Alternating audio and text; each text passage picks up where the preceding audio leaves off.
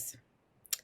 The group presentation stuff for group 1 specifically is right here in Learning Plan 2, okay? So we have a little bit of a smaller class.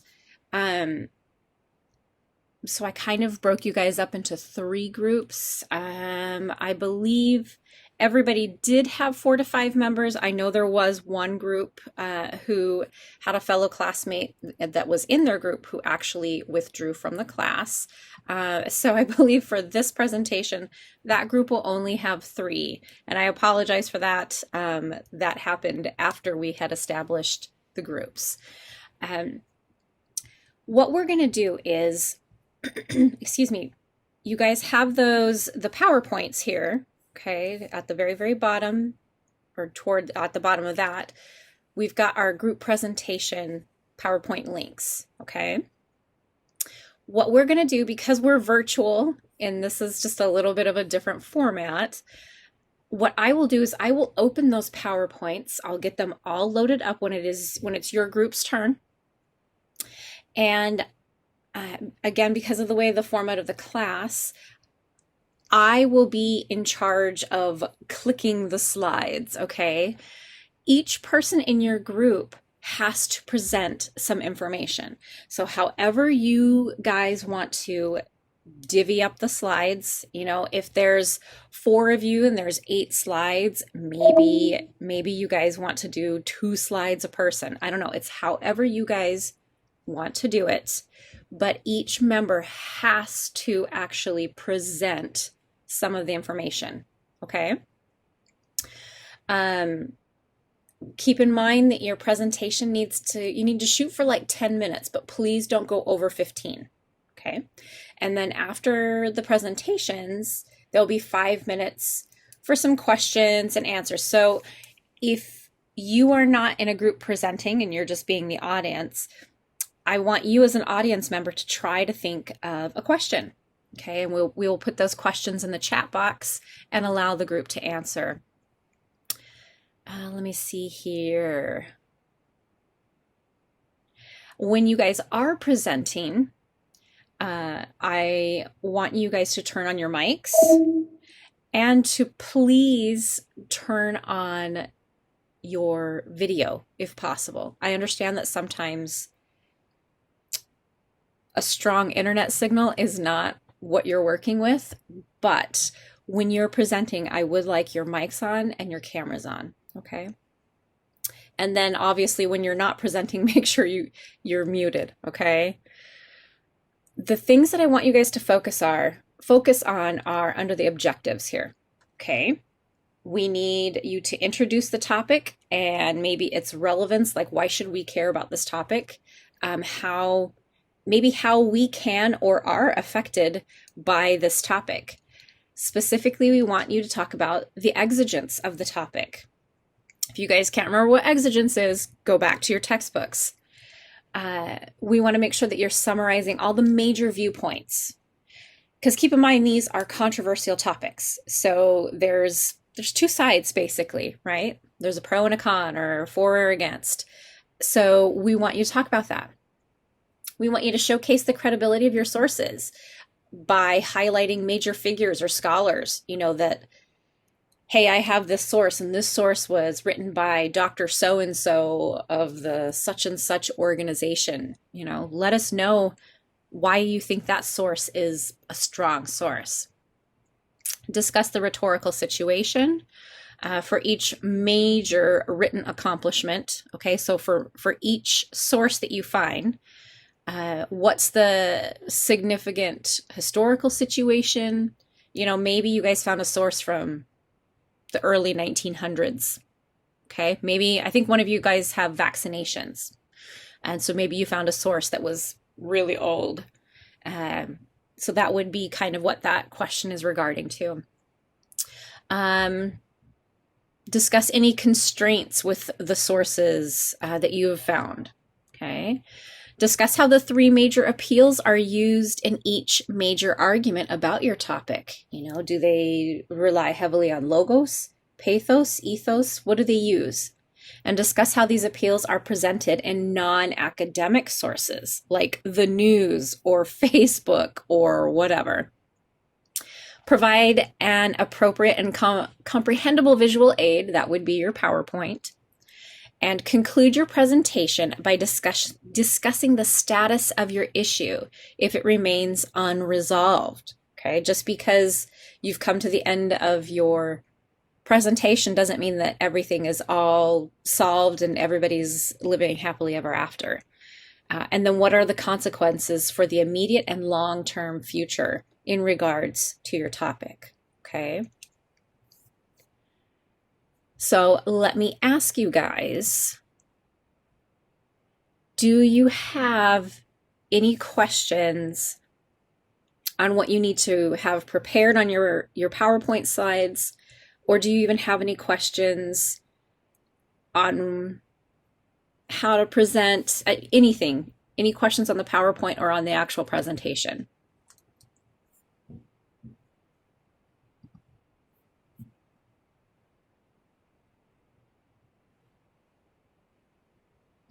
Okay.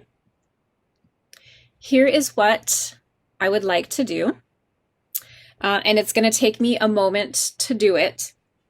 I want to put you guys in your groups. I want to give you about 30 minutes to work and kind of finalize because we are virtual. I know it's a little bit difficult to actually meet up with each other outside of class. The PowerPoints are kind of nice because you guys can all work on them. Like I think one of you had mentioned, oh, they're like Google Slides. Yep, they are. So you can do that during the week, but you don't really get to meet with each other. So I'm going to give you guys the opportunity to meet together in your breakout groups. But it just takes me a moment to actually put you in your groups. So if you will give me a moment to do that. I have to look at my list here.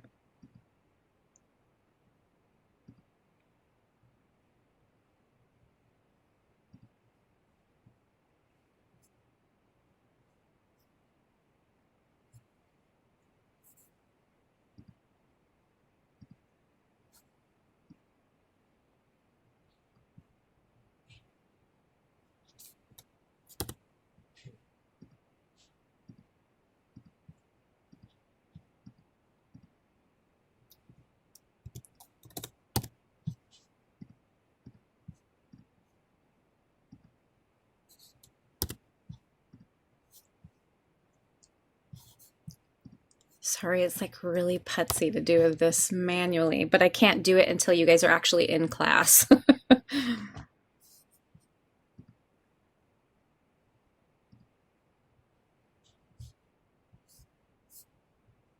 Looks like last review.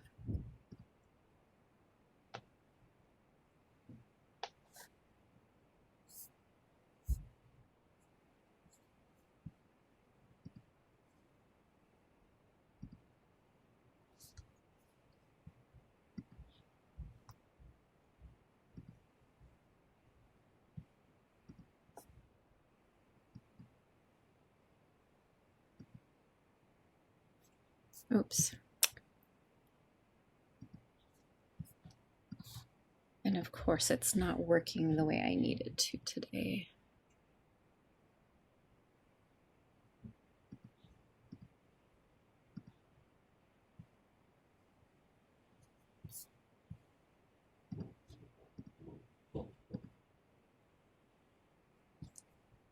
Okay, just gotta make sure you guys are all in there.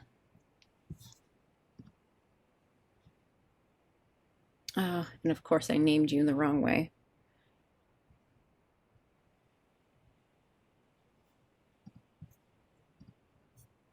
Okay, so let me just double check that I have everybody in the right groups here.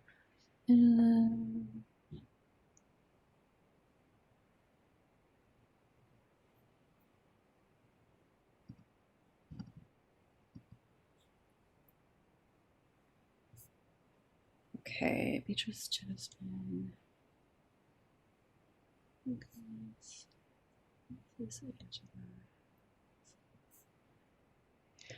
Okay, so you're probably going to notice it looks like some of you are even just missing some of your group mates. This is always the hard part of group presentations because you're kind of reliant upon each other. So if you are in a group who you happen to be missing an individual from your group, and maybe they did their slides, but they're not here to present them, I'm going to want you as a group to try to figure out how to split up their information and present that information. Okay. You will have an opportunity later on to share your thoughts of your group experience for this first presentation. Okay. As I said, I know that I think it's one or two groups actually have an individual who I initially put in there and they dropped out of the class, or they've switched to a different session that worked better with their schedule. We're just going to roll with it. As I said in the beginning, we're in a virtual world, so we are trying to be very flexible with each other and very understanding of what's going on and what everybody's going through. Okay. It is a group presentation, but you will be graded on your part of the presentation, your part of the preparation, things like that. Okay.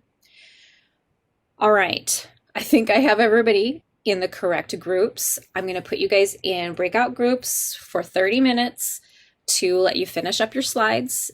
If while you're working you have questions, just let me know. I believe you can, it's like raise your hand or request help or something along those lines, and I'll come pop in your group. Okay. So continue to work. Let me know if you need some help. As I said, I'm looking at the groups and I am noticing that there are a couple people who are missing. So do your best. All right. This is the maiden voyage, the first presentation of the semester. So I don't expect it to be perfection. I just want you guys to do your best. All right. Any questions?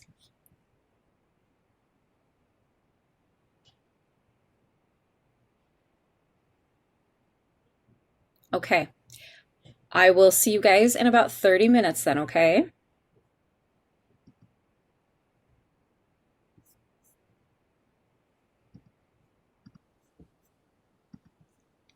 Okay. Well, if you guys don't have any last minute questions, what I'm going to do is we will go with group one. We'll just kind of go in order. So group one looks like that's Beatrice, Jasmine, and Nick then.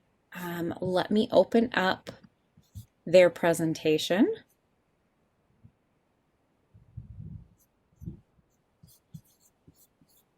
Okay, I just got to share my screen with you guys. Okay, so, and I'm just, because I kind of take notes while you guys are talking, I'm just writing down who my people are. Okay, so group one, you guys know who's going first then? Yes, we do. Okay, so I'm going to get it actually in the slideshow format. Let me see here. I'm going to mute myself, and you guys, I got to get my timer ready as well. Let me get my timer ready. Not my timer, my stopwatch. Okay. All right, so I'm going to mute myself, and you just start when you are ready, okay? Okay.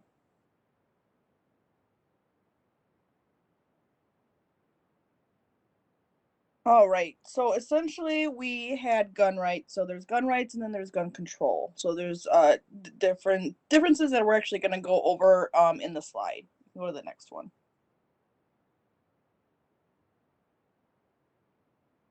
So the first thing is gun control and how it affects you. Yep. There was legislation that was passed that was set so citizens could turn in their guns and the government will be destroyed.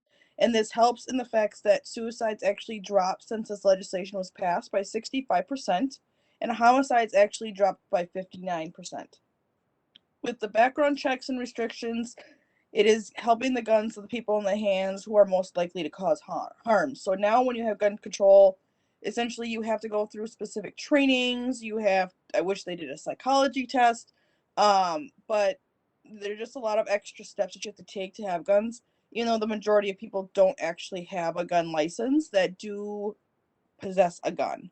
But that is something that they're trying to get under control. Gun kills more than 38,000 people a year and 85,000 non-fatal injuries. So that is a lot of people that are killed because of gun violence that is currently in the United States.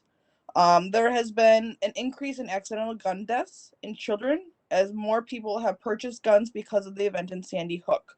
When they broke into Sandy Hook and killed all those people, people got very defensive. So therefore, the parents actually and the teachers went out and purchased guns themselves to keep themselves protected and their family to help prevent future instances.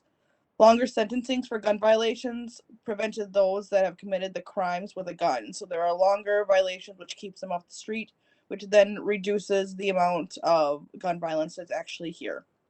Go to the next slide.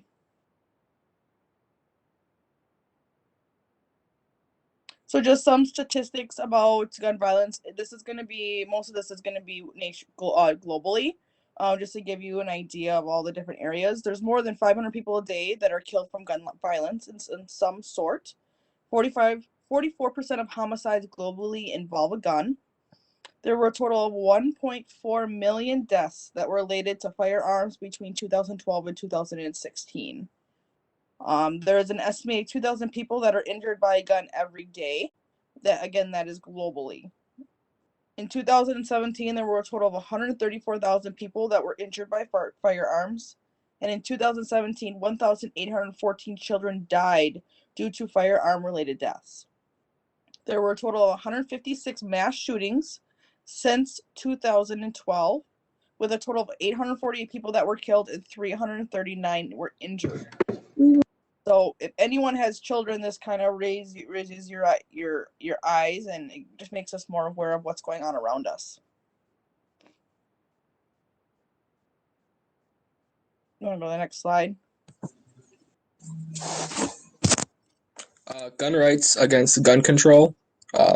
For gun control, the major viewpoints are stricter policies of purchase, sale, and registration of firearms in the U.S. Resolve pandemic of mass shootings in U.S. where we lead the world. Balance between rights and safety. Drop rates of suicide and gun related crimes in teens. And then for gun rights, major viewpoints: freedom of Second Amendment rights and self-defense. Keep freedom of law-abiding citizens, self-government ability to protect yourself when the government cannot, and less dependency on government. And then the ethical situation: an unbiased and uninformed reader would find favoritism on each website from each editor. Senator Lee uses the platform for a campaign pitch, while Open Secrets uses biased statistics and fear-mongering vocabulary to persuade their audience. Each seem to have a sense of manipulation while also using accredited information. You can go to the next slide. So the logos, ethos, and pathos of it. Ethos is used to support gun rights by referencing the Second Amendment and how we have the right to carry, in part because of our founding fathers, whereas the opponent claims that it is not ethical to carry a weapon that can be used to kill another person or animal. The pathos side of it. Pathos is used to support gun rights by appealing to the emotional side of being able to protect oneself in a situation where self-defense is needed. On the flip side, the argument against bearing arms is how guns have been misused and how they found themselves in the wrong hands and have contributed to school shootings and other tragedies of that kind. And the logos is used to, in pro situations by gun owners to use their experiences as credibility and how guns can be used safely, and on the flip side, how they aren't safe and how they can be used um, as a negative. And then they rely mostly um, on the pathos and logo side. They try to keep it like emotional, um, and kind of how the Second Amendment is how um, gun rights can be um, how we should have the right to bear arms because of the Second Amendment. And then the way we see it in the media a lot of times is they like to keep it political. How the Republican side of things likes to say that because of the Second Amendment we have the right to carry arms, whereas the Democratic side likes to think that we shouldn't that we should have regulation on it, and not everyone should have easy access to weapons. You can go to the next slide.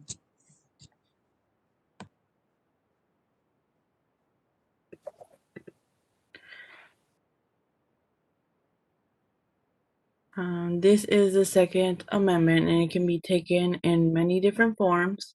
When it comes to those that are all for gun control and rights, may be the one of those who take it to the extreme. People shall have the right to control a weapon so they are able to protect themselves. The problem is people take it to the extreme and use their weapons for the wrong reasons, and that is where the violence comes from. You can go to the next slide. Gun rights remains unresolved. It takes to be examined to see if it would be helpful or harmful to take away gun rights. The best possibility for saving lives is by helping those who are severely mentally ill. One of the best approaches is enhancing public safety while respecting individuals' rights. It has been shown that pretend gun-free zones have been a magnet for psychopaths. If we do not greatly increase spending to help the severely mentally ill, it will continue to increase violent crimes. Many people with severely mentally illness voluntarily seek help but are turned away due to the treatments being at full capacity. Greater spending will help the mentally ill to reduce crime rates and incarceration costs. Gun rights is established to cost America's economy an average of $229 billion every year. Medical treatments for firearm assault victims are a huge price tag. 55% is charged to taxpayers through public-funded health insurance, and 25% is billed to people who lack health insurance. Neighborhoods with higher levels of gun violence can affect fewer retails and other job services, causing fewer new jobs. It also affects home value, credit scores, and house ownership rates, resulting in communities' housing prices and drive residents to relocate from or avoid moving to affected neighborhoods. Then people will continue to live in fear, causing trauma.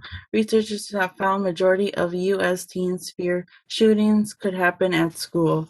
Then you can just go to the next slide.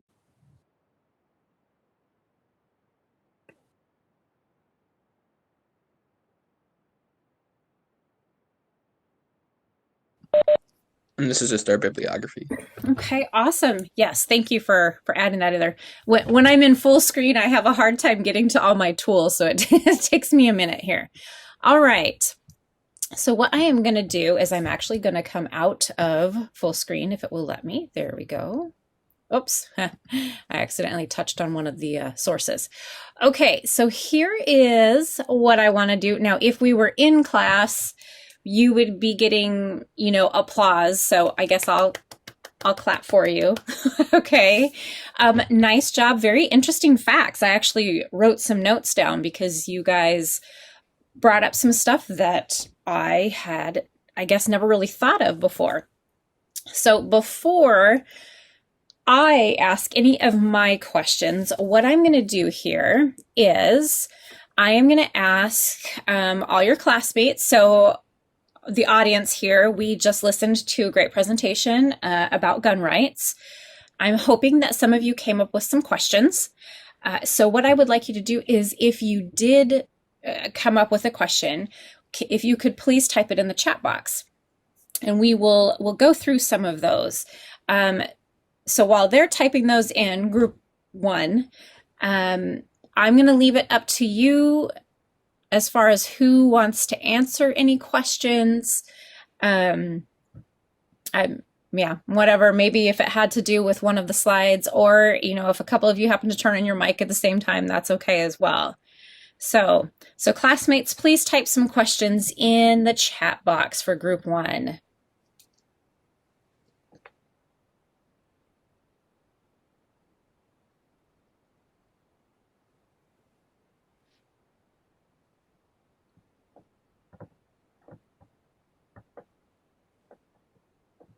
And I'm just writing myself some notes really quick.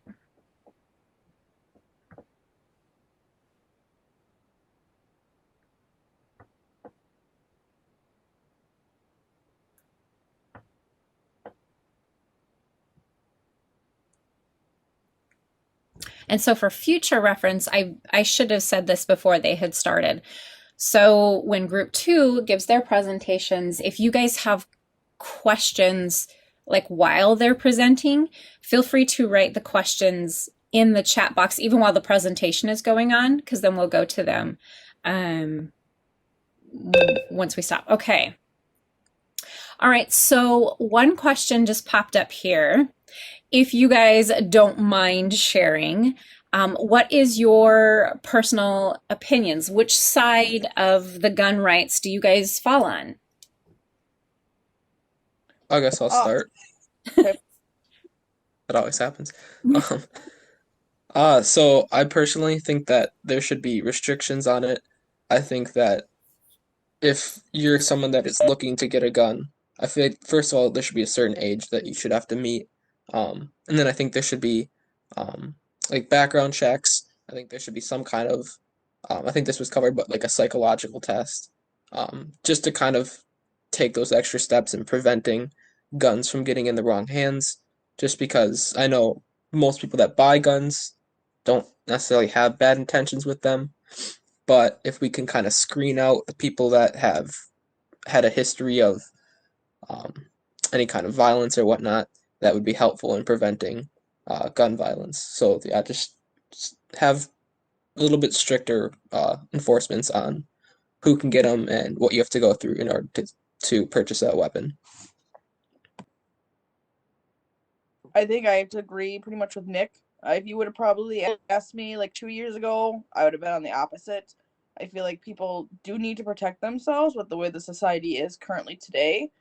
I thought I would never be the person that would want to get a gun, and now I want to. Now that I'm in real estate, I need to for my protection. I go places, so it's all mindset. It's all based off experience. But I do think that there should be a really heavy psychological evaluation done on people before they're able to possess a firearm, because I feel like that would reduce a lot of the violence today. But a lot of the violence today, based off the statistics, they don't have a license for their gun. They're just purchasing it off the street. So that'd be the first thing to get under control, is the guns that are on the street themselves.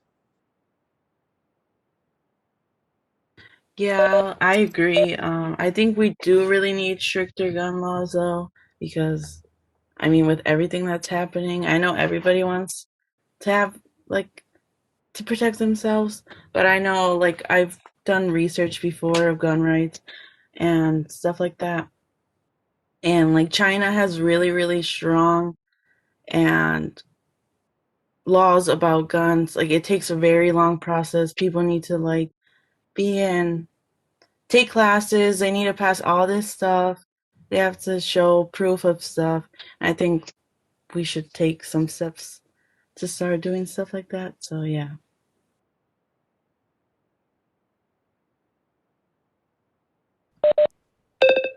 Okay. Oh, another question just came in. You guys did a great job with that question. So then Ulysses asks, what sets our country on gun rights compared to other countries that have lower rates of gun violence? I think that means what sets our country apart on gun rights compared to other countries. How are we different? I think we allow more access for people to have weapons. I guess this isn't really what I researched for the topic, but if I were to guess, I feel like we let more people have access to guns, and I feel like we don't have um, as strict of enforcements on who can have guns and that kind of thing. So I feel like the reason other countries don't have that kind of violence it's just because they have stricter policies. But then again, I didn't do the research on this one, so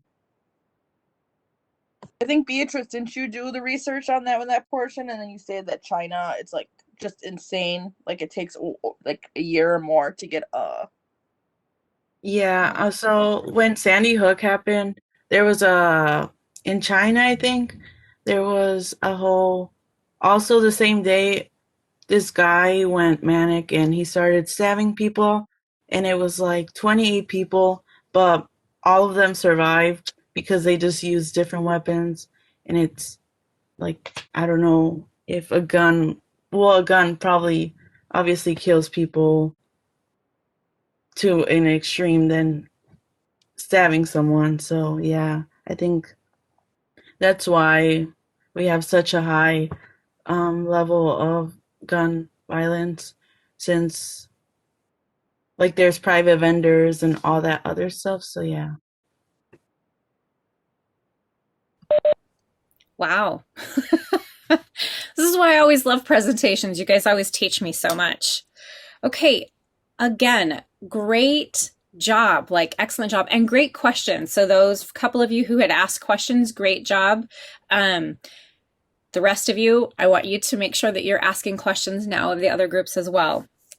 Okay, so again, yay, applauding, great job. This was the very first time you guys had to do a presentation in this class, and you were also the first group that did it, so feel free to pat yourselves on the back. You did a very nice job.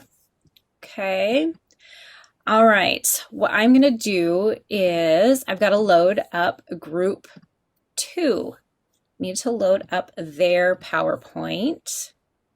So group 2, get yourselves kind of situated.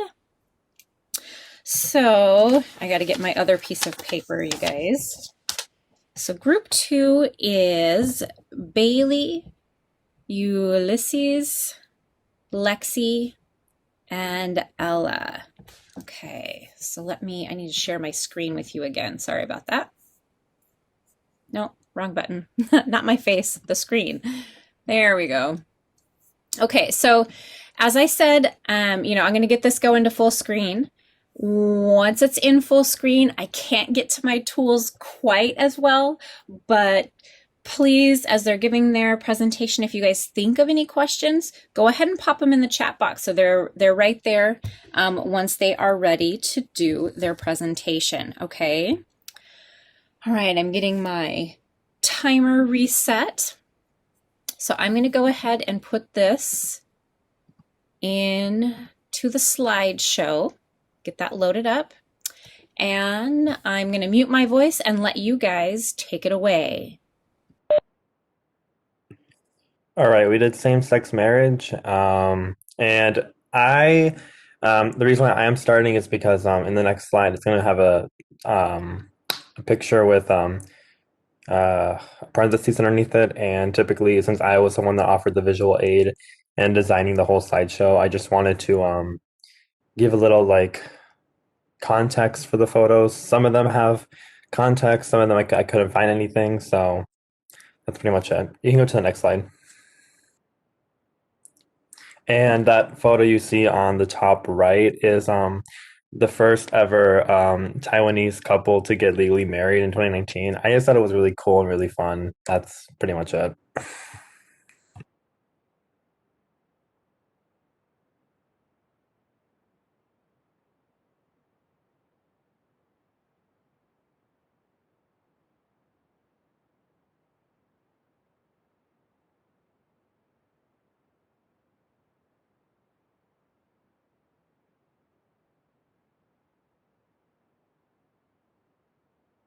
And I don't know who's supposed to go next. I just was supposed to just show the photos, that's all.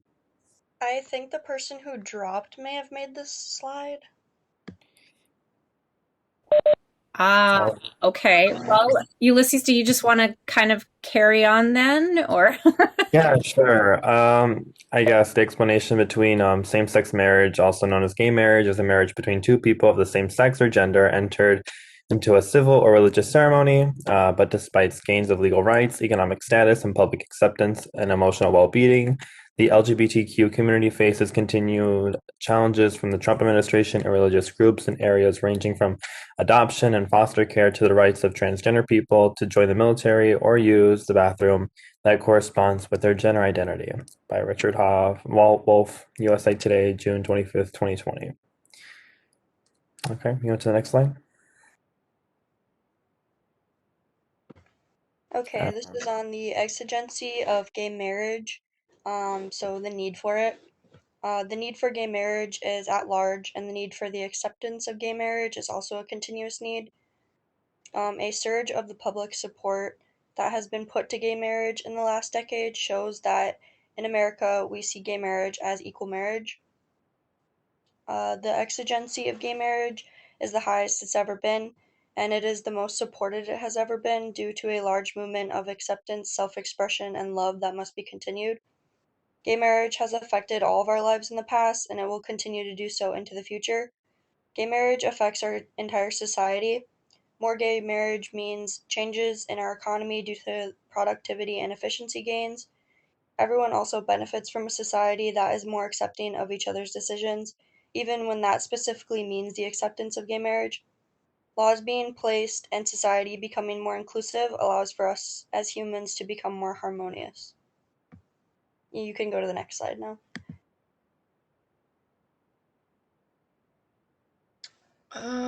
The court is already considering 4 major religion cases, including several with implications for gay, lesbian, and transgender people. One of them, to be heard next fall, will decide if foster care agencies with religious objections can turn down gay and lesbian couples. Those seeking religious exemptions are feeling intense public pressure to get with the LGBT program or otherwise disappear, says John Birch, who argued the 2015 same-sex marriage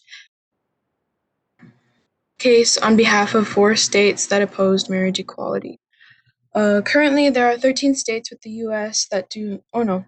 Currently, there are 13 states in the U.S. that do not have gay marriage legalized. Those states include Arkansas, Georgia, Kentucky, Louisiana, Michigan, Missouri, Mississippi, Nebraska, North Dakota, Ohio, South Dakota, Tennessee, and Texas.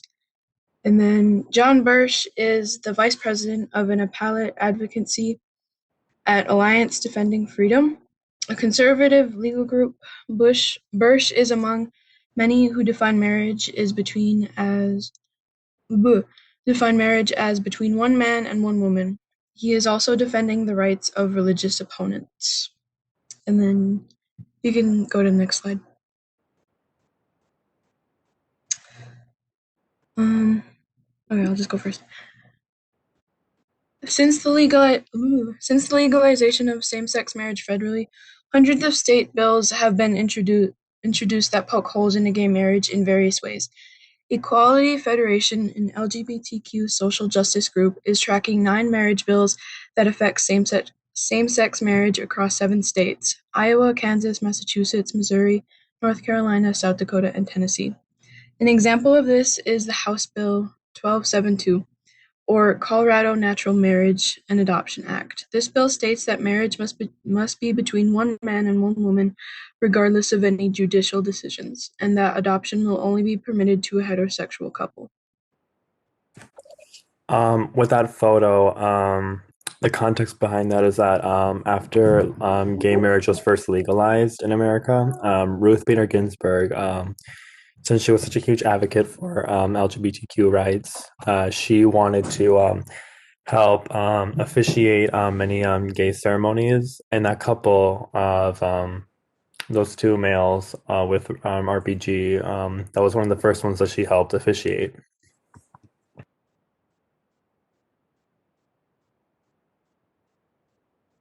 You can go to the next slide.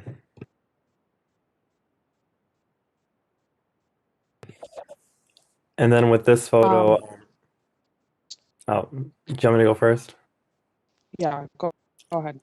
Okay. With this photo right here, basically, the first day after same-sex marriage was passed, it this photo would be a lot of like historical importance because it showed the colors of LGBT, the queer community flag, and it was just such a historical moment for people who are part of the community.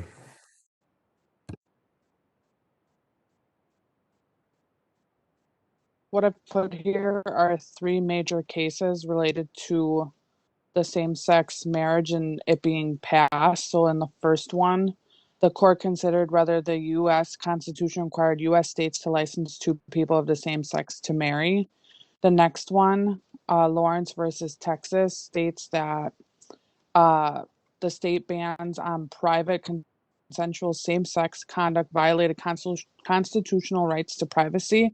And the last one, United States versus Windsor, that Section 3 of the 1996 Defense of Marriage Act, which prohibited any federal recognition of same-sex marriages entered into the state level, was unconstitutional. You can switch slides.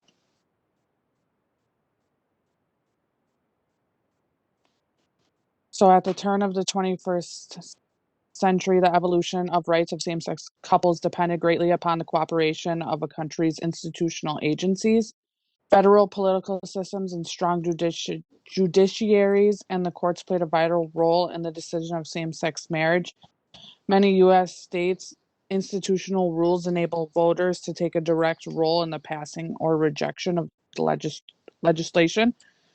On June 26, 2015, the Supreme Court passed same-sex marriage, and more than 500,000 same-sex couples in the United States are married, including about 300,000 who have wed since the 2015 ruling.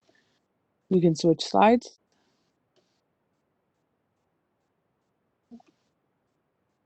So the status of same-sex marriage today, the results released in October of 2020 found that only 28% of respondents opposed the rights of gay couples to wed, which then 70% of Americans support gay marriage, which is the highest percent recorded by a major national poll. The rest kind of just goes on to approval rates in different areas such as politics, religious denominations, and the group that mostly approves of same-sex marriage is religiously unaffiliated Americans, which is about 90%. A lot of these statistics actually were very surprising and very high to me, especially within the religious denominations, which I thought would have been the groups that would have had a lot lower of numbers. You can switch slide.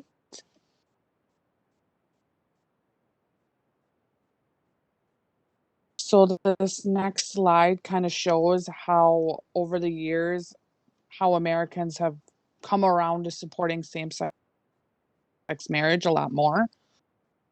So in the first bullet point, it states that about 37% favored allowing homosexuals to wed in 2009, which in 2017 has increased 62%.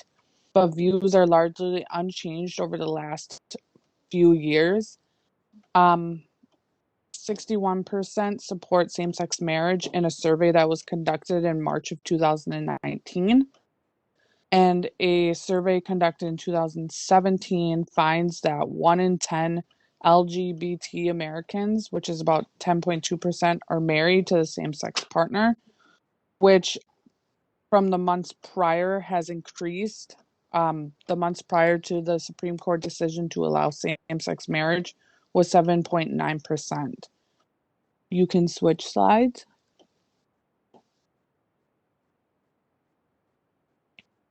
And again, please. So the consequences related to same-sex marriage. So the first slide I have here, that marriage and procreation are interconnected to each other. So from a sociological perspective, the primary purpose of a marriage is to secure a mother and a father for a child born into society. However, many Westerners see marriage in emotional terms, which with this mentality fosters a negative attitude towards birth that fuels a population decline. The population decline can put a tremendous strain on social, political, and economic aspects in a larger society. So with same-sex marriage, it establishes that there's no necessary link between procreation and marriage, and divorce and sexual revolutions over the last 4 decades have seriously undercut the norm that couples should get married and stay married if they intend to have children, expecting or already have children. Switch slides. Another consequence of same-sex marriage is it destabilizes the norm that adults should sacrifice to get married and stay married for the sake of the children. Like I said before, same-sex marriage institutionalizes the idea that children don't need both a mother and a father. This consequence is particularly important for men who are more likely to abandon their children. Homosexual marriage would make it even easier for men to rationalize the abandonment of their children. Next slide, please.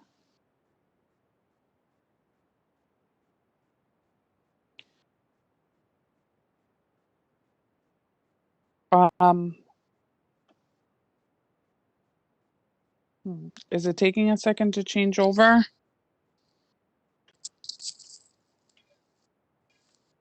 There we go. Oh, one All right. back.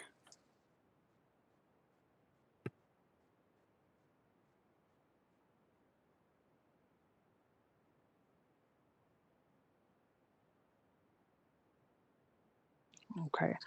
So another consequence that I found was that although evidence on a child outcomes is inadequate, research does suggest that children raised by homosexual parents are more likely to experience gender and sexual disorders. Children of homosexual parents are more apt to suffer confusion over their gender and sexual identity, and more likely to become homosexuals themselves.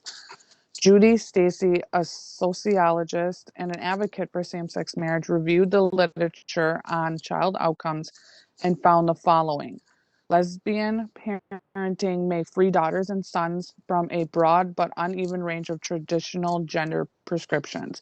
Stacy's conclusion is based on the study that show that sons of lesbians are less masculine and daughters of lesbians are more masculine. Stacy also observed that children of lesbian couples are more likely to report homoerotic attractions. Next slide.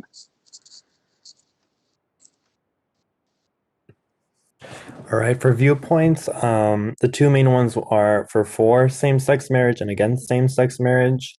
The two biggest or good examples of this would be Jonathan Ronch and Rick Santorum. Let me explain who they are. Jonathan is the author, journalist, and activist from the United States. Ronch, he worked at Winston-Salem Journal in North Carolina for National Journal and later the Economist, and as well as freelance journalist after graduating from Yale. And Rick, he was a former Pennsylvania senator, and he was an attorney, a political commentator for the United States, and he was a member of he is a member of the Republican Party, and he served as a senator from Pennsylvania in the United States from 1985 to 2007, and he was a third-ranking Republican in the Senate from 2001 to 2007. And these two actually have written books about for Rick, it wasn't particularly about gay marriage, but it was about tradition and why some things such as divorce and gay marriage are ruining the idea of having a normal family. Jonathan, he wrote his book, Gay Marriage, Why Is It Good for Gays, Good for Straights, and Good for America in 2004 because at the time, that's when I believe in Massachusetts, gay marriage became legal, and that sparked the controversy and the debate between if it should be legal or not.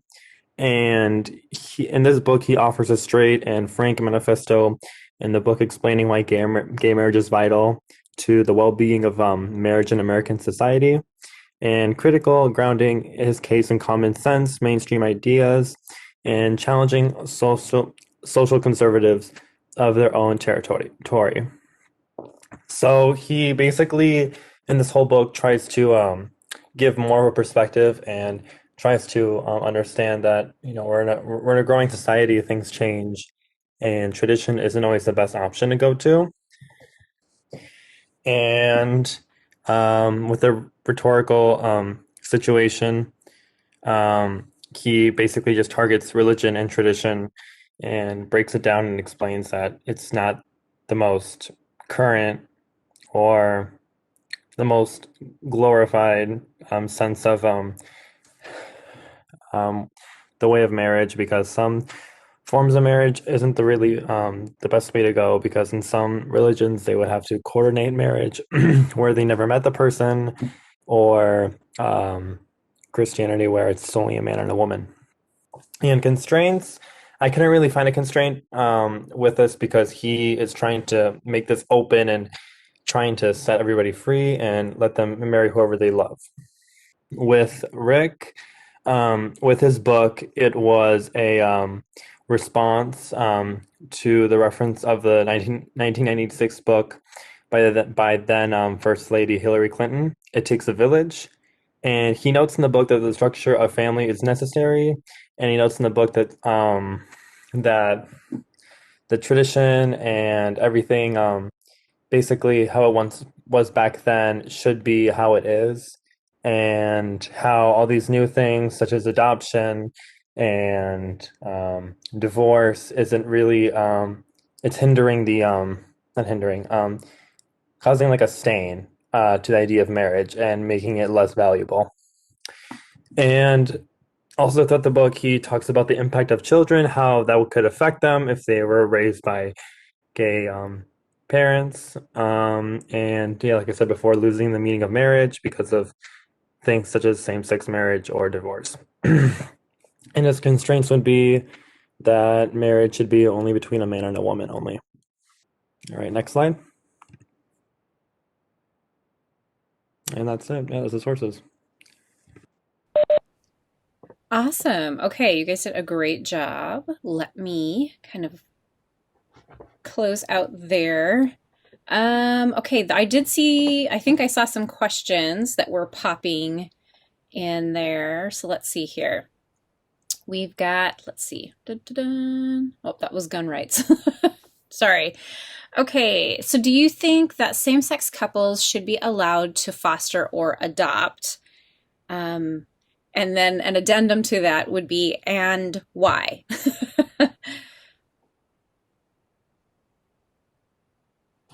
Well, I can go start first.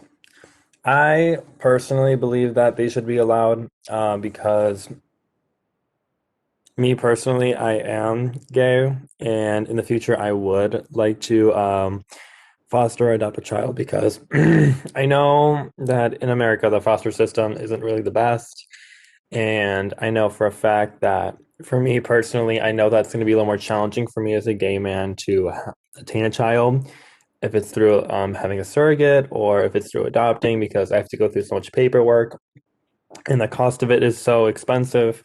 So I know that I'll be more financially stable, and I'll be more prepared for a child when it comes to situations like that, compared to like people who are straight, where it's a lot more easier to just for them to like have a baby, because they're opposite sexes. Um, so yeah. Yeah, pretty much what Ulysses said. I think same-sex couples should be allowed to foster or adopt children, but, have them be financially stable enough to take care of that child.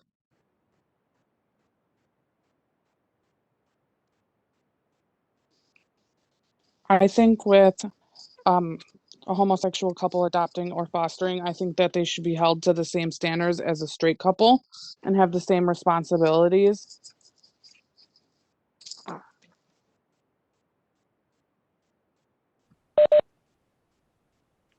Okay, I think those were great answers. I was just kind of checking in here really quickly. So, I mean, to me, you guys somewhat answered. One of the other questions that came in through the chat box was, what are your personal beliefs on the LGBTQ community? And a couple of you kind of had answered that. I feel like you had answered that with your adoption answers. Do you have anything else that you want to add to that? I can add a little bit more to it. Well, for me, like I would say my personal beliefs on it is just that I think that we should just be giving them as much support as we can as possible to them because they lived in a society where they were forced or had the idea to be straight, which they didn't feel would be themselves internally. I felt that because I grew up here in Door County, Wisconsin, where I went to a school that was predominantly Caucasian and not many, gay people. So I've kind of like had a hard time being myself, and I wish that like nobody in that community would ever have to go through identity and feeling if they're normal or think that they're a bit messed up.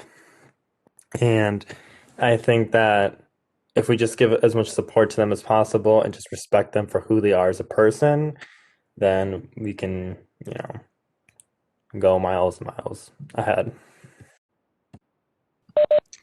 Yeah, with that, since I couldn't see what was in the chat box, so I wasn't able to see the question, so I apologize for not answering. But I believe that it shouldn't even really be a question whether it should be legal or not.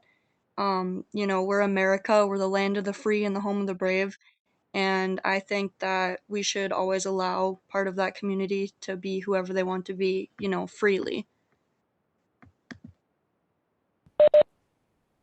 Thank you guys. So I'm just going to use this really quickly. So Bailey, could you not see the test chat that I sent you either? Because I saw. No, my chat box just wasn't loading, so I refreshed and had to come back into the class, and then now it's loading, but the only thing I can see is the last question that said, what are your personal beliefs of the LGBTQ community? Okay. Well, at least that's popping. Yeah. We'll keep working with it. Okay. And so sorry, I feel like I have to explain myself a little bit. I have my mic muted when Ulysses was just talking last. I did air quotes. He said normal, so I did air quotes because normal is relative. Okay. Again, another great presentation. If we were in person, there definitely would be some applause. Thank you guys for doing some great research there and putting the sources in there so I can go look back at them later. So yeah, great job. If it's okay with you, I would like to give group 3 the opportunity to present, and then we'll take a break. Okay. And then I'll just kind of explain to you what we have left. All right. So I need to, load up group 3. So group 3, get yourselves kind of situated. You gotta flip my paper over for the new group. All right, and group 3 was Lexi, Alexis, and Angela. And that was, I swear, unintentional to get all the Lexis and the Angela in there. Okay, so I just gotta share the screen. And then, as always, if you guys come up with the questions, please go ahead and put them in the chat box. Hopefully Bailey will be able to see the chat box this time. And I will get this going into the slideshow format. I will put myself on mute. And then you guys, whoever is first, go ahead and start when you're ready. Okay, so this is basically just a warning. The topic being discussed may be a little sensitive for people in this classroom, so I hope it's okay with you, Ms. Hoffman, that we put this in here. Just stating that if it gets too hard for some people, they're welcome to step away. It's not gonna, offend us during our presentation or anything. Yep, absolutely. That's perfectly fine. Okay, cool. Next slide. Our slide is going to be on assisted suicide. Next. Okay, so here's just like a quick little introduction as to what this is. So according to the Webster Dictionary, assisted suicide is defined as suicide committed by someone with assistance from another person.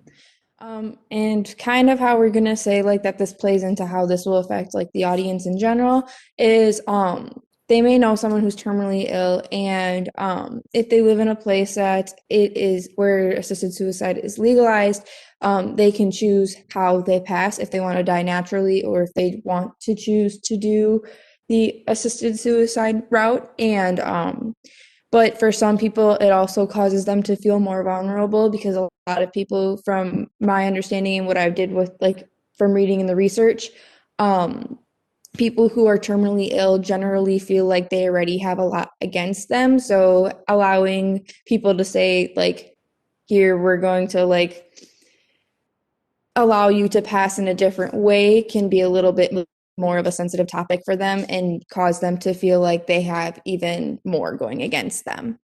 So there are technically two different forms of assisted suicide, and it's euthanasia, which is an active steps taken to end someone's life to stop their suffering, and the quote-unquote final deed is undertaken by someone other than the individual, but if requested by the patient, it is considered voluntary. And then the other form would be assisted dying, and it can be used to mean both euthanasia and is generally voluntary. Whoa, I cannot speak right now. Generally voluntary and assisted suicide. However, some campaign groups use it to refer to only assisted suicide or the terminally ill people. And most of the information that is from The Guardian, as is the rest that I am about to talk about. So where it is practiced, there are a few states more in Europe that allow it to happen. There isn't as many more here in North America. There are a few specifically in the United States, but I'll cover that a little bit more in just a second. So in the Netherlands, both forms of assisted suicide are legal, but you're only allowed to do so if you're over the age of 12, and you need to have a parent's consent if you are under the age of 16, and have to have a terminal illness with no signs of improvement. In Switzerland, only physician assisted death is legal, but considered a crime if it is deemed to be selfish. There are no other specified requirements to have this done.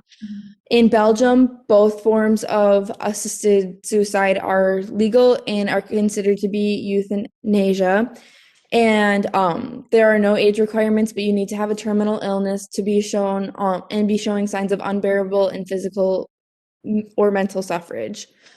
In Canada, both forms of assisted suicide are legal, but you must be of 18 years of age with a grievous medical condition and enduring unbearable suffering. And then in the United States, the legalization varies from state to state. States where it is legalized include Washington, Oregon, California, Colorado, Maine, Vermont, New Jersey, Hawaii, and Washington, D.C. It is also legal with a court decision in Montana, and all require a minimum age of 18 and 2 oral requests to physicians, and at least 15 days apart with one written request. And then there's like a little map in the down corner there. And so for the visual aid, the red is where it is illegal to have either forms of assisted suicide. Blue, it is legal to have assisted suicide. And then the green is where it is legal to just commit suicide in general. Next slide.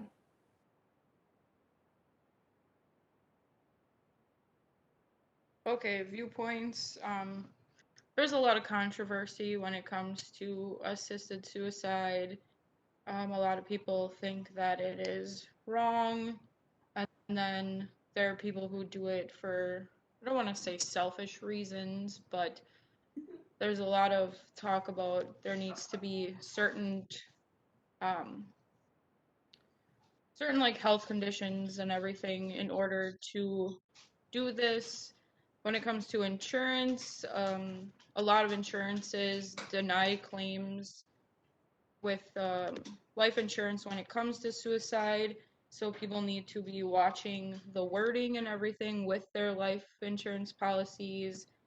Um, in certain countries where it's legal, people need to follow strict guidelines in order to be able to use their insurance policies. And a lot of the insurance policies, like I said, have medical reasoning such as disease, loss of motor control. The Supreme Court does not accept assisted suicide. They want to keep it illegal. They don't want to normalize it. And then people should go through therapy to find if it's the best solution to their problem. And when it comes to the people involved in the assisted suicide, they each have a set of legal obligations that they have to follow in order to make sure that everything goes correctly. Because it can all fall back on them also. So they each have to fill out a paper and have it signed and everything like that in order to make it legal and not to be sued by other parties. Next slide. Okay, so then for the ethos, logos, pathos part of it, so with the logistics, it's mainly terminally ill patients who are able to use or practice. I wouldn't say normal like practice, but people who are able to choose to do this. In many places, you do have to be an adult to consent, except for it was Switzerland, where you can be as long as you're over the age of 12, and then if you're under 16, you have to have your parents' permission to do this.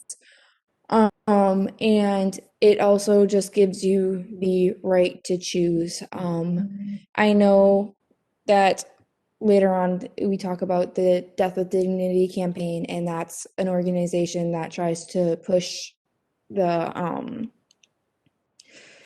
right, like people, the laws to allow assisted suicide. So then for pathos, it's more of the emotional aspect. So it's an emotional toll on not only the patient, but the patient's family as well. Obviously, if they're terminally ill, they're probably going through a lot of great suffrage, and in a lot of pain. So this would allow them to feel like they are choosing how they die and have the freedoms to do that on their deathbed. So that would be quote unquote allowing them to die with dignity. And then some people find it immoral. It's against their religious beliefs in general for suicide in general. So this would be kind of, in a sense, it's brought up a lot that this is compared to murdering someone. So especially in this places where it is illegal. So that would also be the reason why it is immoral.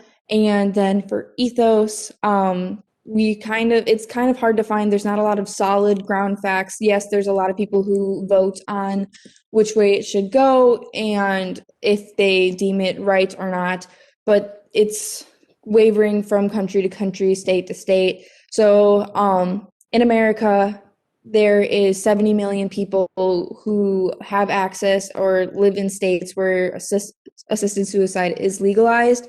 And out of, I believe it was 232 million Americans. So it's going to then go down to 21% of Americans live in states where assisted suicide is legalized and they are able to do so. Next slide. Okay, so we included 2 visual aids because sometimes it helps to just talk about where it's legal, but also see as well. So as you can see on this is the most up-to-date color-coded U.S. map that we could find. You can see that 9 states right now are allowing it since 1997. 11 laws are against it, and then you got some where the suicide ban from 1997 is still in effect, and then it says one court and decision, which was Montana in yellow. There you can see. I looked it up, and I believe that they voted against it. So I believe as of December 2020, it's still illegal. And then there's 2 states with no clear policy whatsoever. Next slide. And this is a poll that was taken in 2013 about people's viewpoints in the U.S. about it, whether they approved or disapproved. And as you can see, at the little bottom there, that gray bar, it says 49 to 47. It is very 50-50 in the U.S. It is half and half, whether it is approved or disapproved by overall ages in general. Next.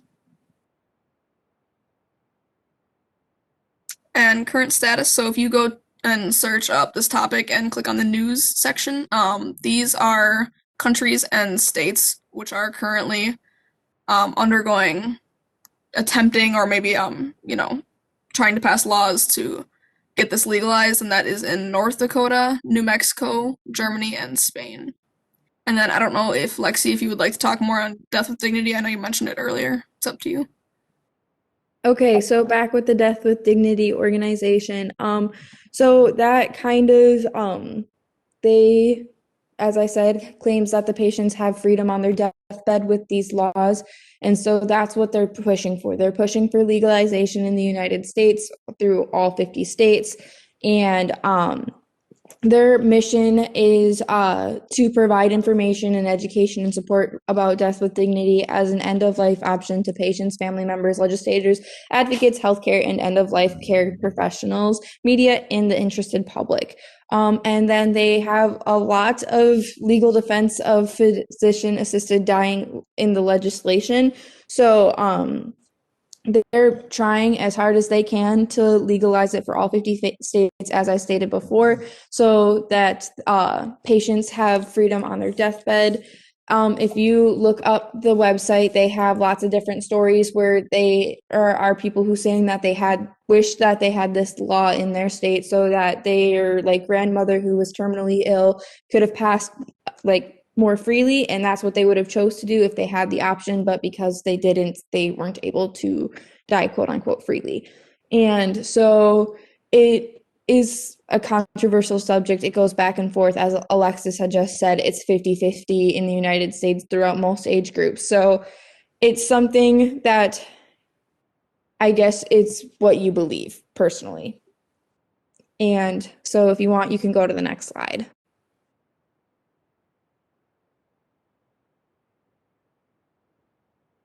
And so there's our sources. All right, great job.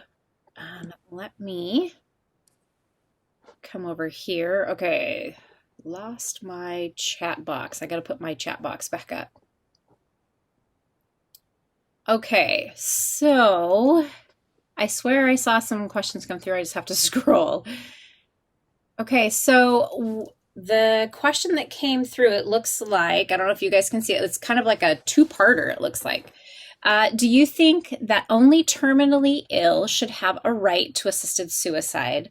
What about a person with mental illness, for example? Should they be able to decide about assisted suicide? So however you guys want to do this, I'll let you try to answer that.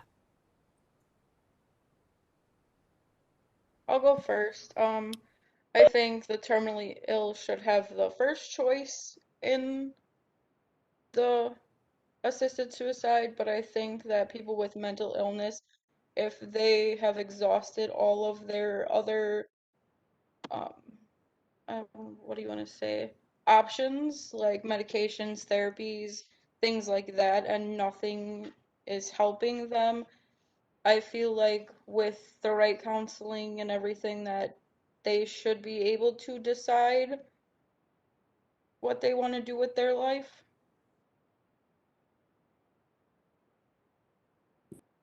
I would have to agree with Angela on that one. If it's for mental illness, I think they should have to exhaust all of their other resources before having to consider turning towards assisted suicide.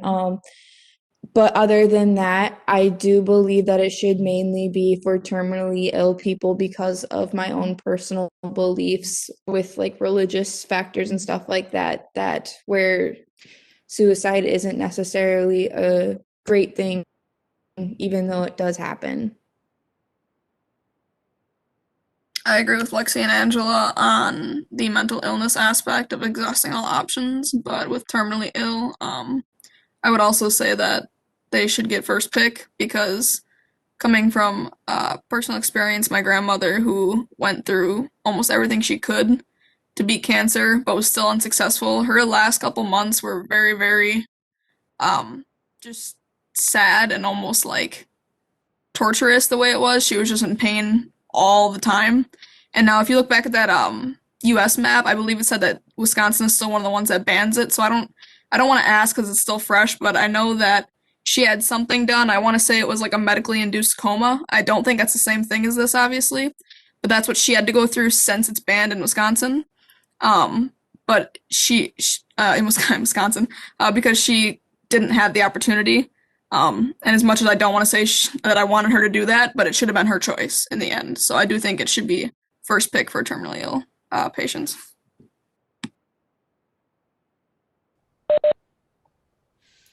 Okay, great answers, and thank you for sharing your experiences and your opinions there. I had a question in regards to some of the research that you had done. You had, let me see if I can find the slide.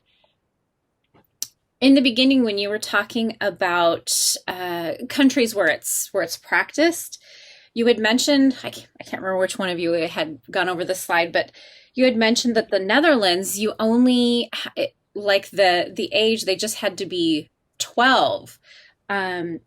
My own curiosity, in your research, do the Netherlands have quite a few, not rules, but like benchmarks you have to get through in order to have the assisted dying, the euthanasia? Do you remember by chance? Hold on just a second. I put it in like the very bottom part of the slide, so I'm just gonna bring up the presentation quickly. I hope you don't mind. From what I gathered while doing that part of the research, the Netherlands, I believe, is one of the countries where they don't have any other specified requirements other than the age requirement. One second. Like I said, it's actually just my own curiosity that the age of 12 really struck me, so I was curious.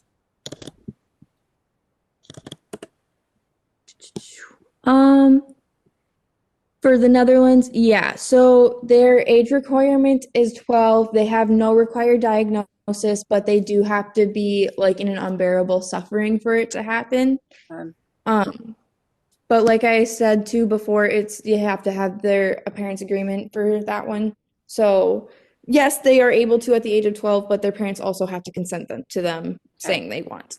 And the extreme pain and situation that way. Okay. Mm-hmm. Yeah, that was like age 12. I'm like, wow, okay. Yeah. Switzerland, though, it's kind of crazy because they have no specified age, they have no required diagnosis, and they have no symptom state, but it's illegal for euthanasia and it just can only be physician-assisted suicide. Okay. Interesting. Yeah. Wow. Okay, whew. All right, you guys, heavy topics. Again, if we were in the classroom, you guys would get your round of applause as well. You guys, all three groups, great job. Excellent research. So yeah, pats on the back all around. All right, so let's take a break. Let's get some lightness. Let's go be human and go breathe for a little bit. Let's take about a 12-minute break. I will put the timer up here on the screen. So yeah, go breathe and be human and go experience some caffeine or sugar or lightness and smiles after the discussion of our deep, heavy things here. So 12 minutes and then we'll jump back in, okay?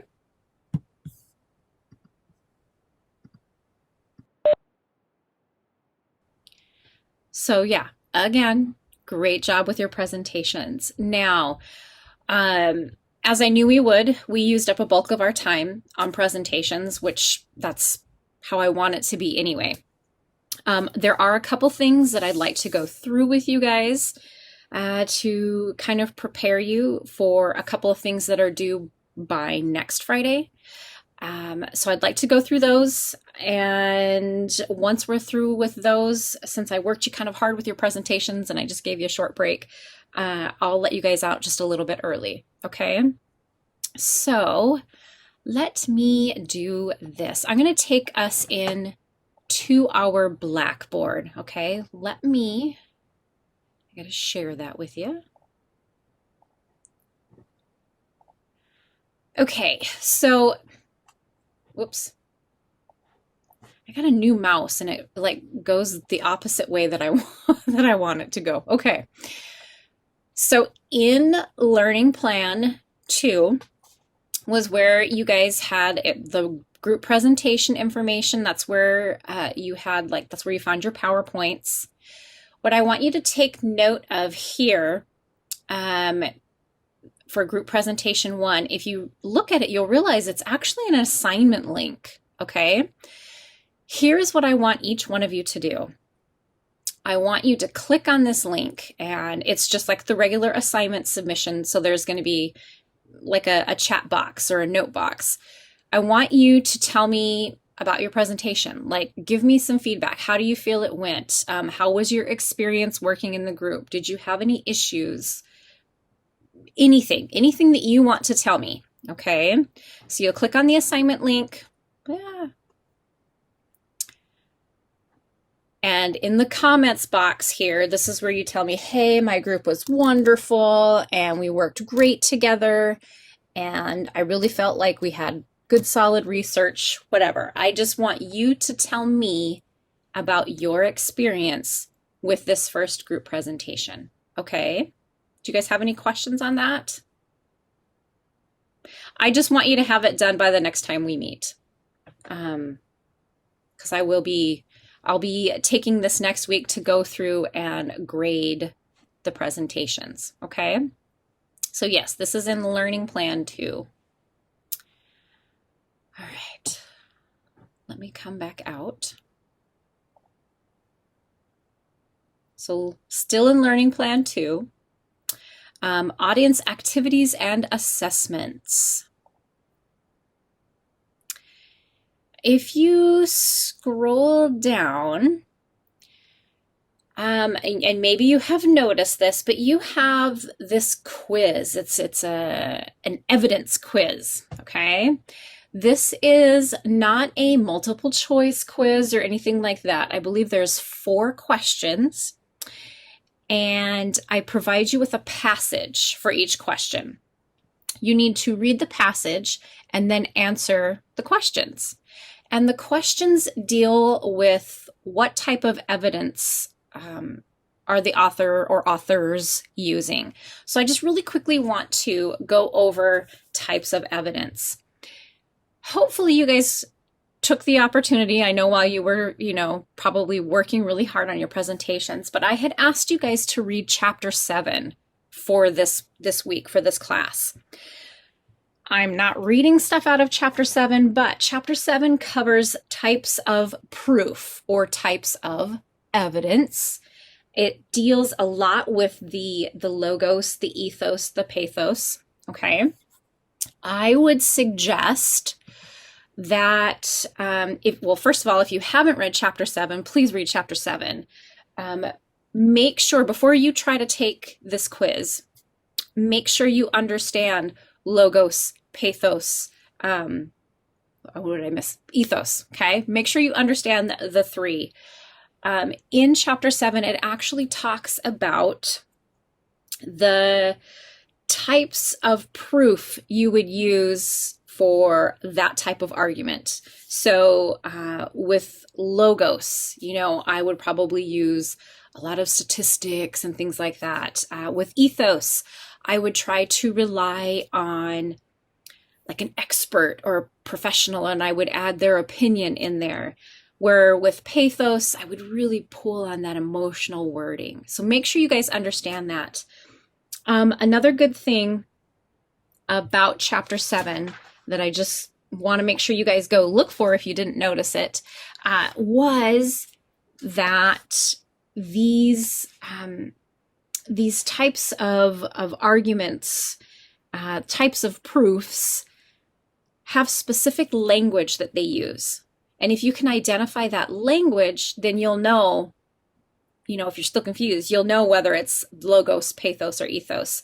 So let me see. I believe it starts, on page 150, it starts talking about the language that's used with those types, with those three. Okay, so make sure you have that good solid understanding of those types of evidence, those types of argument. Okay. What I would like to do, because I have a little bit of time, I would like to show you guys this video that's right here in Learning Plan 2, the types of evidence. Okay. So let's do what we always do. I'll play the first couple of seconds.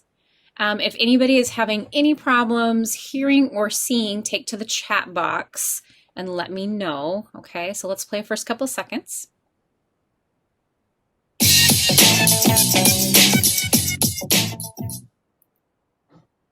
All right, is there anybody who could not hear or see? Let me know if you could not hear or see that video. All right, we're going to go for it. It is a 5-minute video, but this should help you with the quiz that you have to take, okay? It is one of the harder quizzes, so I want to make sure that you're prepared for it. Hi, readers. In this video, we're going to be looking at persuasive writing and examining the type of evidence an author uses. Imagine two friends want you to try a new place for lunch. One friend tries to convince you by saying, "They have 2-for-1 sandwiches." The other friend says, "What, are you afraid to try something new?" Think about what's different about the way each friend is trying to convince you to try this new place for lunch. When an author tries to persuade you, they rely on evidence to prove their point. But not all evidence is the same. There are two types of evidence an author can use. One is called logical evidence, and the other is emotional appeals. Logical evidence is reasonable and based on proof, so it's often thought of as the strongest type of evidence an author can use. This type of evidence includes things like facts and statistics, quotations or testimony from experts, research findings, and examples. So when your friend said that the lunch place has 2-for-1 sandwiches, he's using logical evidence because that can be proven. Emotional appeals play or manipulate the reader's emotions rather than using reason or proof. Emotional appeals can include positive or negative feeling type words, anecdotes or personal stories, symbols or pictures, and sometimes a technique called bait and switch. So when your other friend said, "What, are you afraid to try something new?" he's trying to manipulate your emotion of fear to get you to go to the new restaurant. Emotional appeals are generally thought of to be insufficient type of evidence because they lack science or research, like logical evidence. If you think this doesn't matter to you, think again. Can't always believe what you hear or see or read. People are always trying to persuade you, especially in advertising. For example, did you know that Subway uses an emotional appeal called bait and switch? With their $5 footlong campaign, their advertisement looks like you can walk in and get any sub for $5. But once you get into the store, you realize you can only choose from a certain list of sandwiches. So Subway is baiting you to come in and then switching up the deal once you're in the store. We'll take a look at 2 commercials for dog food. Both commercials have the same purpose in trying to persuade you to buy dog food, but each commercial uses a different approach with a different type of evidence. As you watch, see if you can decide which one uses logical evidence and which one uses more of an emotional appeal. Then you can start to evaluate and think if one is more effective than the other. I know how to sit, how fetch and how to roll over. What I don't know is how I ended up in here. But I know that I am a good dog, and I just want to go home. When you buy Pedigree, we make a donation to help shelter dogs find loving homes. The Pedigree Adoption Drive. Help us help dogs. What did you notice in that commercial? I picked up on the photos of sad dogs in cages in the animal shelter, and it stirred up those feelings of sadness, feeling bad for the dogs. I did not notice any facts or statistics about why the food itself was better. Let's watch the next commercial, paying attention to what type of evidence this author uses. Have I got a surprise for you? A mouth-watering combination of ingredients I know you're gonna love. Yes, it's new Beneful Healthy Fiesta. Made with wholesome grains, real chicken, even accents of tomato and avocado. Come on. Gotta love the protein for muscles and omega-rich nutrition for that shiny coat. Ever think healthy could taste so good? New Beneful Healthy Fiesta. Another healthful, flavorful Beneful. Did you see a different type of evidence in this commercial? I noticed the list and pictures of the food ingredients and picked up on phrases like protein for muscles and omega-rich nutrition and the emphasis on the healthiness of the food. It seemed much more research or science-based than the other commercial. So what do you think? Which commercial uses more logical, sufficient evidence? Which one is better? Excuse me. That was lovely. Take to the chat box. This is purely your opinion. I want to know which one you thought was more effective. Like, if you had a dog and you only had these two to choose from, which ones would you choose? Okay, interesting. Is it going to be a landslide here?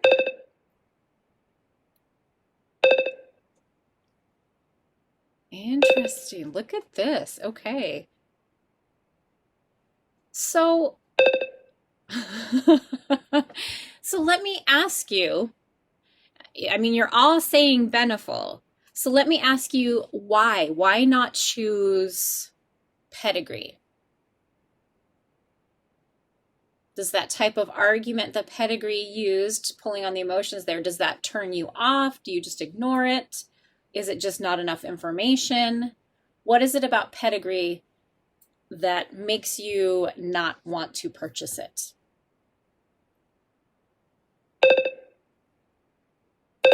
Okay, not enough info on what's in the food. If I'm buying strictly for my dog's health, then I'm going to buy Beneful. Yeah, exactly. Okay.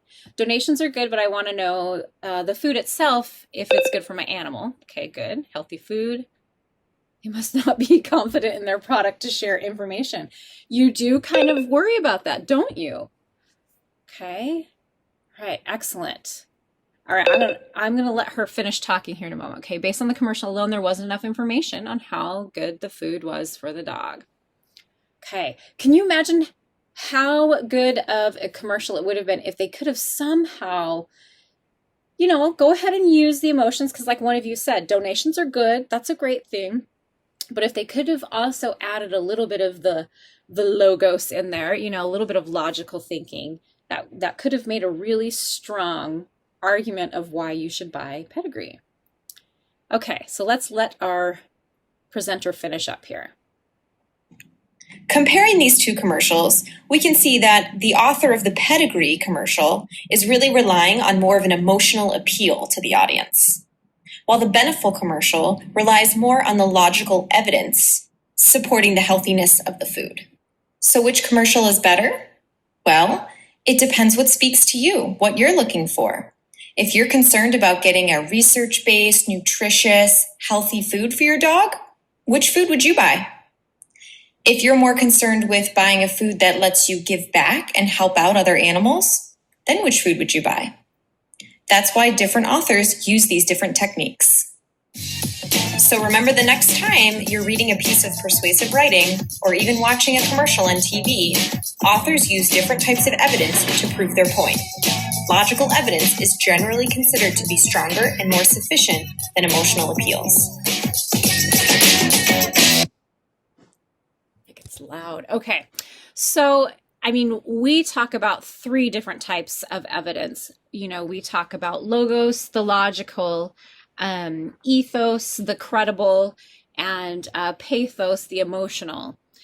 That video obviously only talked about the logical and the emotional types of evidence. So, as I said, make sure you guys really understand how to distinguish the three different types of evidence. For kind of part of your homework, I guess, I am going to include these two activities. It's not, there's nothing due there. It's just things that you can kind of click on and look at types of evidence. This one gives you the opportunity to read about using and analyzing evidence. Okay. It's very important, very helpful for you to be able to distinguish these types of evidence. You know, I don't know about you guys, but during COVID, during the election, I'm on Facebook, I'm on Twitter, I'm on Instagram, I'm all over the place.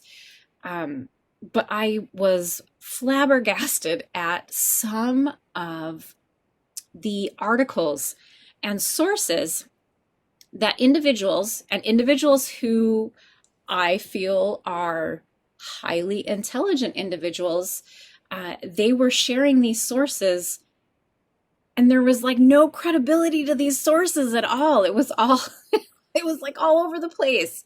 And probably because I'm an English teacher, I actually gave them sites. Hey, go ahead and check your source. You know, this is not a good source. I literally came across a source on Twitter last week that was claiming there's two countries. Oh, I'm going to have to find it. I'll share it with you guys next week. Two countries that are discouraging people from getting the COVID vaccination because, according to them, the COVID vaccination can cause homosexuality. I'm not lying. So it's so important for us to really have a good grasp on the evidence that we're trying to use, the sources that we're trying to use. You know, when you guys are trying to do your presentations, when you start working on your paper, those are all persuasive. You know, your presentations are persuasive-ish. You know, we're looking at both sides of an issue, but your paper is really persuasive. You are trying to persuade your audience to agree with your stance, agree with your point. So having a good handle on these types of evidence, it just makes you a stronger writer. It makes you a stronger speaker. Okay. So please make sure you go through that and you understand that. So like I said, the evidence quiz will be due before we meet on Friday. I hope I'm not lying to you. It's like 4 questions and they're essay answers. Please follow the instructions. Matter of fact, I'm going to click on this because I think, yeah. Okay.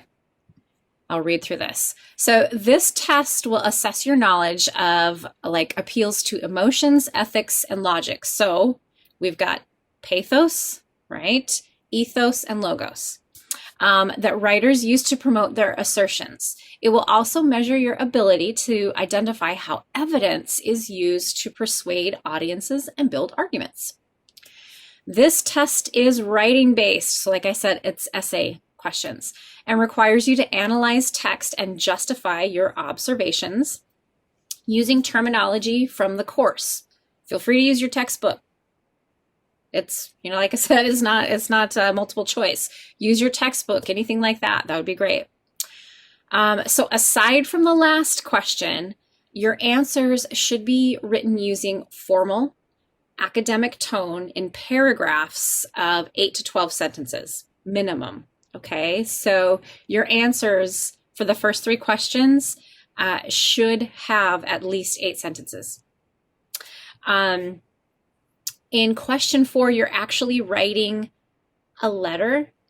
It'll make more sense as you get to it, but you're writing a letter and it's a little bit more informal. So that one is a little bit more fluid. You can kind of do what you want to, okay? So before you start this test, make sure you feel like you understand.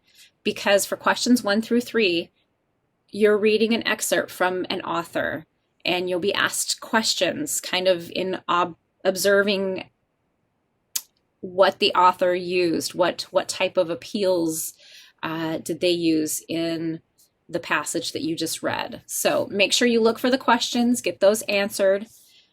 Feel free to use the terminology from the text and things that we've talked about in class. Make sure that questions 1 through 3, you have written me at least an 8-sentence paragraph to answer those questions 1 through 3. And 4, as I said, is kind of an informal letter. Okay. And again, it'll make sense when you get there. Do you guys have any questions on this appeals evidence quiz?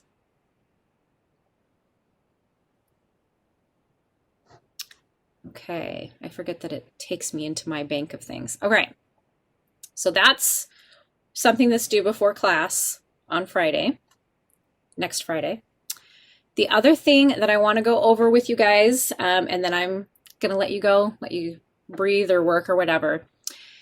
If you guys recall, we had talked, I think last week and even the week before, about writing a research question. And you guys have been doing some research and you've been trying to decide on a topic for your research paper, your persuasive paper that we'll be working on this semester. What I am asking you to do now is another journal entry. And again, the journal entries are just for me. Nobody else sees the journal entries. Last week, you had the opportunity to go into groups and have group mates kind of think of questions to ask about the topic that you plan to write your paper on. And I told you guys, make sure you write down the questions that they came up for you. So for this research journal entry, I want now, you've done some research, you've reflected on it, you've been able to discuss with your classmates. I want you to answer the following questions. What are the 3 main issues, there's a typo, issues related to your topic? Okay. Those could be issues, could also be subtopics. What are the major sides to the issue? So if you were writing like on abortion, of course, there's, pro-life and pro-choice. Of these issues, which do you find the most compelling and why? Of these issues, which do you find the most emotional for you? Of these issues, which do you find is the least understood by the general public? And then finally, I want you to identify a research question. And remember, we said a research question is a good one. A good research question is one that you can't just type it in Google and have it answered. A good research question takes research and it takes time to explain and it addresses 2 sides of an issue. Okay. So do some more thinking on that. That is also due before we meet next Sorry, wrong class. Next Friday. Probably gave you guys a heart attack there. So those are the 2 major things that I need you guys to work on in this coming week. Did everybody see where I got to this? I'm going to go back into Learning Plan 2. So semester project, identify a research question. So if you're still struggling, look in this folder at some of those resources. We went through this one together, the formulating questions for your audience. There's even these little activities that you can go to. If you're still struggling, click on this how to write a research question, or even this one, another good research question link. These 2 links really talk about developing a research question. Okay, so if you're stumped, please do that.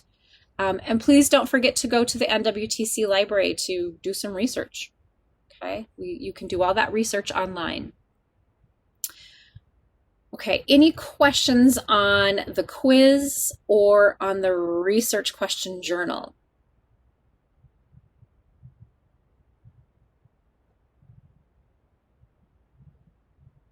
Okay. As always, I'll send out an announcement in Blackboard that sends to your email that has a breakdown of the homework, just so it's crystal clear and you guys know where to find things. It usually takes me until evening time for the class session video to be processed. This one's going to be a little bit longer because I did record the presentations. So it may be tomorrow morning before the class link is ready. Okay, I'm making sure that I'm telling you everything you need. Oh yeah, okay, so there's 3 things that I need you to do. 1, I need you to go to the group 1 presentation. Remember to click on that and scroll down, and in the comments box, tell me about your experience. Okay. Second one is the quiz, the appeals quiz. And then the third one is the research journal. So those are the 3 things that you guys need to work on throughout this week. Please remember that in these folders in Learning Plan 2, there are great resources for you guys. If you're stumped on the evidence quiz, remember, go look at those activities. They help. Use your textbook. Your textbook's a good textbook. If you're stumped on the research question, go look at the links in there. Great resources to help you, okay? All right. I said it before, I will say it again. You guys did an excellent job on your presentations, which I know are hard just to begin with and can be a little clunky when we try to do it virtually, but you guys did a great job. Okay, so take a deep breath, and then when we meet next week, we'll talk about your next presentation, okay? Other than that, make sure you understand what you have to do for next week. Like I said, I'll send out the message with the homework. But yeah, since I put you through a lot of work and I only gave you a short break, I am going to let you guys out a little bit early. Feel free to use the time to work or stay back and ask questions or go sit in the window and soak up some sunshine. It's really sunshiny by me. I hope it is by you. So have a great weekend. Email me with any questions. All right. You guys did a great job today.